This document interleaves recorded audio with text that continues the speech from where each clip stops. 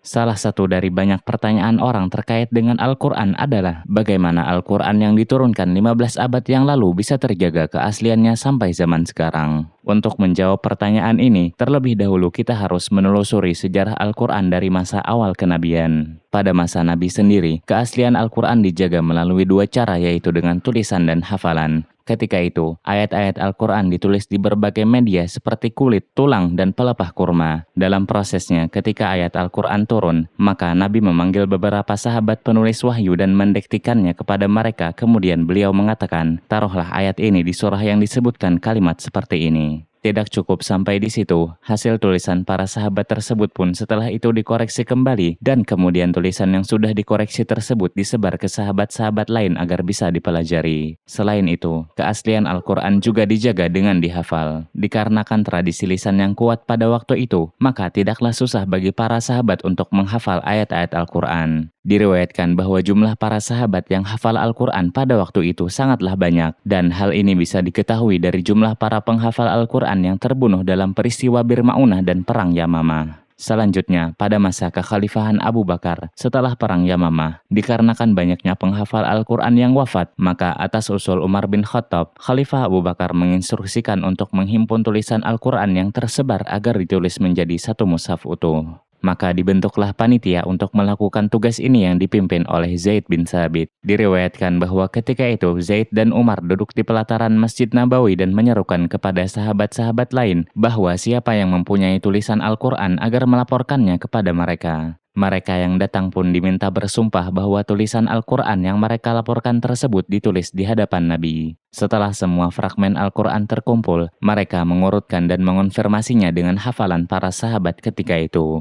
Pada akhirnya, pekerjaan ini menghasilkan satu mushaf Al-Quran utuh yang kemudian disimpan oleh Abu Bakar yang setelahnya disimpan oleh Umar dan Hafsah. 15 tahun setelah itu, pada masa kekhalifahan Utsman bin Affan, sebagai konsekuensi meluasnya wilayah Islam, terjadilah kesalahpahaman tentang perbedaan qiraat Al-Quran yang mana bisa mengakibatkan perpecahan umat. Agar situasi tidak memburuk, setelah bermusyawarah, maka ketika itu Khalifah Utsman bin Affan berinisiatif agar diadakan suatu mushaf yang bisa dijadikan standar bacaan Al-Quran. Ketika itu dibentuklah panitia yang terdiri dari 4 orang sahabat dalam melakukan tugas ini. Sebagai acuan, pada waktu itu Utsman memerintahkan untuk melakukan penulisan berdasarkan mushaf hasil kodifikasi pada masa Abu Bakar, dan juga apabila terjadi ikhtilaf maka penulisannya dikembalikan kepada dialek Quraisy. Untuk memastikan standarisasi mushaf Al-Quran bisa terwujud dan menghindari fitnah di kemudian hari, maka pada waktu itu Utsman memerintahkan untuk membakar mushaf-mushaf selain dari mushaf resmi kekhalifahan. Salinan-salinan mushaf hasil kodifikasi inilah yang dinamakan dengan mushaf Utsmani, dan ketika itu didistribusikan ke beberapa wilayah penting Islam seperti Mekkah, Syam, Yaman, Bahrain, Basrah, dan Kufah.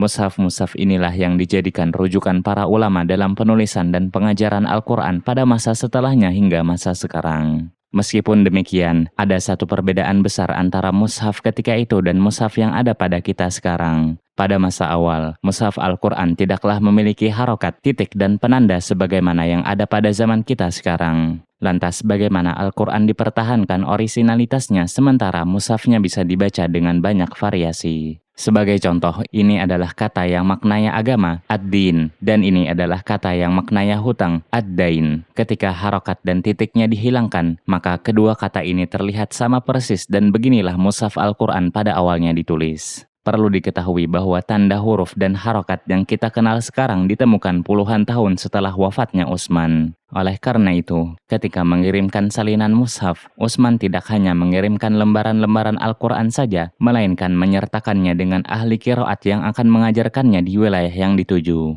Upaya ini dilakukan untuk memastikan bahwa Al-Quran ditransmisikan secara lisan dan tulisan. Dengan ini, mushaf Al-Quran telah sukses distandarisasi dan ditransmisikan, sehingga Al-Quran yang ada pada zaman Nabi adalah Al-Quran yang sama dengan yang ada pada kita sekarang.